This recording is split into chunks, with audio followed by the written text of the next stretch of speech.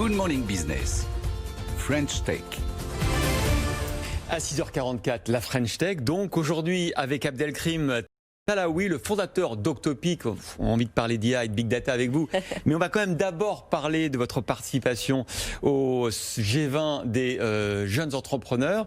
C'était la semaine dernière. Et puis hier, vous avez remis vos recommandations, notamment à Cédric O et Nicolas Dufour. Recommandations pour que la French Tech porte encore plus haut les couleurs tricolores. Il faut dire que la French Tech se porte bien, 5 milliards d'euros de levée de fonds en 2020, devant le Royaume-Uni et l'Allemagne, malgré la crise, malgré le confinement, mais on peut aller encore plus loin. Il ne faut pas renoncer à aller toujours plus haut. Par exemple, avec les IPO, on attend beaucoup d'introductions en bourse dans les prochains mois.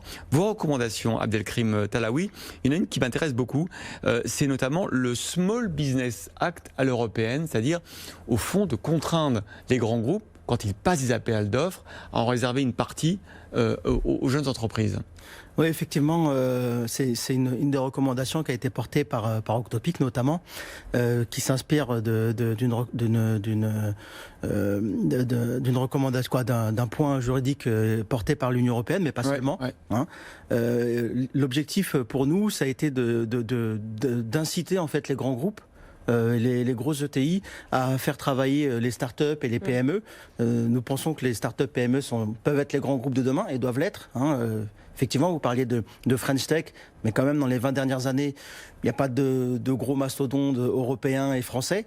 Donc une des façons de porter ce type d'entreprise et de créer des mastodontes, c'est de faciliter l'accès au marché des grands groupes pour les PME. Parce que les Américains, eux, ne s'en privent pas. Effectivement, ils ne s'en privent pas. Aujourd'hui, quand on prend les entreprises de la Silicon Valley, elles sont essentiellement, même si elles sont portées par des levées de fonds, ou des introductions boursières, mais avant d'arriver là, c'est le business et l'ouverture du marché de ces grands groupes américains auprès de ces entreprises de la Silicon Valley est un véritable facteur différenciateur. Alors, est-ce que le gouvernement, hier, Cédrico, vous a dit que c'est une bonne idée, qu'ils allaient faire une loi ? En tout cas, il l'a reçu favorablement. Après, on demande. L'objectif, ce serait, même si on serait pas obligé de passer par une loi, mais en tout cas, c'est d'éduquer les grands groupes français et notamment européens à travailler conjointement avec des startups et des PME. L'innovation passe par passe par ce type d'entreprise et ces grands groupes ont du mal à être agiles. Et donc, une façon pour elles d'être disruptives sur leur marché, c'est d'accompagner aussi les startups et PME. Ça, c'est pour le développement. Est-ce que vous avez demandé aussi, dans ce contexte particulier, des aides presque immédiates pour 2021, par exemple ? Oui, effectivement. Alors, ça ne concerne pas forcément des entreprises comme Octopic, le télétravail, mais beaucoup d'entreprises ne savent pas faire. Donc, on a demandé aussi, une des recommandations, c'est d'accompagner le télétravail auprès de beaucoup d'entreprises à travers une aide de 4 000 € pour inciter, si vous voulez, à embaucher ou à se faire conseiller par des experts de la transformation digitale et comment intégrer, par exemple, le télétravail auprès de différentes PME. Et justement, sur le télétravail, qu'est-ce qu'on peut faire de plus parce qu'on l'a vu, il s'est beaucoup développé, il y a des solutions françaises.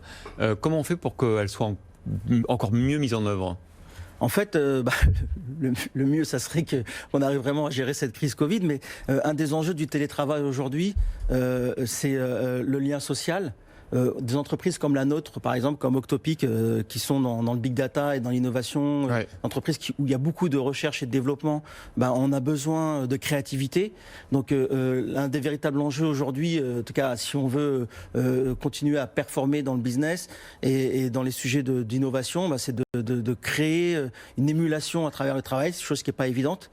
Et ça, c'est un véritable enjeu pour les entreprises qui font du télétravail. Pour rester dans ces propositions, il y a aussi toute une partie sur le développement du travail féminin, de la création d'entreprises féminines, promouvoir la place des femmes dans l'économie. C'était vraiment un des axes cette année du G20 des jeunes entrepreneurs. Oui, tout à fait. En fait, le G20 déjà était présidé par l'Arabie Saoudite. C'est un pays où il se passe énormément de choses, un pays qu'on connaît très peu. Et ce qu'on a remarqué là aussi, c'est que concernant ce pays, il y a un mouvement culturel, en tout cas féminin, qui prend de plus en plus d'ampleur. Et puis nous, on voulait aussi être acteurs. D'après une étude McKinsey, 10%, on pourrait gagner 10% ou 10 points de croissance si on incluait plus les femmes.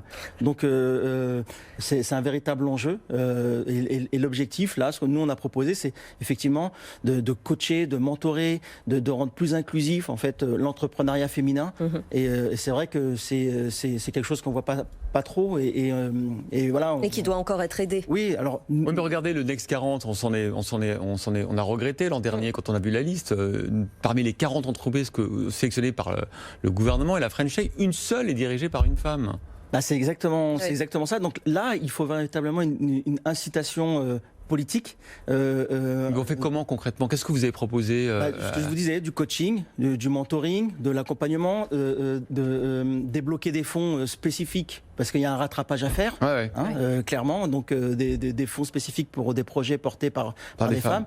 Il y a eu des initiatives dans ce domaine justement avec la volonté de flécher effectivement les investissements, que ce soit Business France ou vers des entreprises dirigées par des femmes. Exactement. Et, en fait, dans le G20, on a dissocié deux thèmes, un thème plutôt économique et puis un thème qui permet de préparer l'avenir. Et donc, les femmes, c'est 50%, on va dire, globalement, de la population. Donc, et des talents. Et des talents, oui.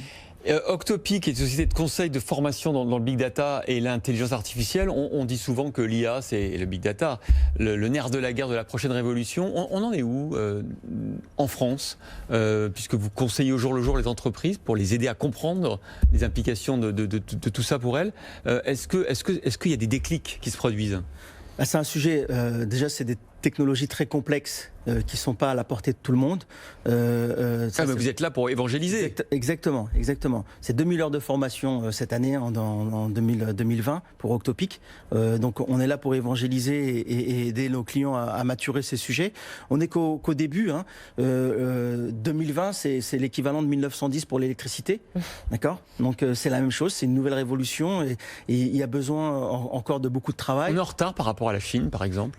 Bien sûr, on est en retard par rapport à la Chine, par rapport aux États-Unis. L'Europe est en retard. Des entreprises, de grands acteurs comme Baidu, Alibaba, sont des véritables acteurs. De l'autre côté, on a les GAFA qui appuient leur puissance sur ce type de technologie. Nous, on est très loin en Europe. Donc on a besoin d'entreprises comme Octopic pour aider les entreprises à pivoter et à aller vers l'IA et le Big Data. Merci Abdelkrim Talaoui d'avoir été avec nous ce matin.